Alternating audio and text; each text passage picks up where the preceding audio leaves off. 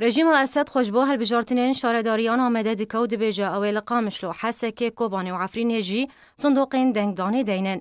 ده داخلانی که دجبر روزنامه الوطن یا نزدیک رژیم اسد سلیمان القائد سروک کمیته بلند یا هلبجارتنان یا رژیم اشکره کر کوان جهه هلبجارتنو دنگدانه لباجار حسکه قامشلو کوبانی و عفرین دست نشان کرنه.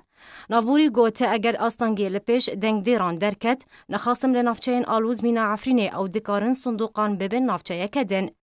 درباره بجداری کردان دوان هلبجارتنان ده القاعد گوت لگوری ماده یا چل و نهان کردن کوبری اجنبی بون و ناسنامه ورگرتنه دکارن خبر بجیر بکن و دنگ خوشی بدن.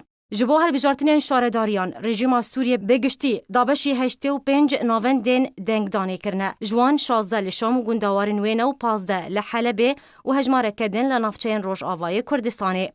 لنافچین پاریزگاه حسه که هین شاردارین رژیم اکتیون و کارمند و سروکن شارداریان دوام و کاری خواه مینا بری دکن او یک جی هفدمی کوپه ده بیجه و نافچه رزگار کریا و بریوه دبه.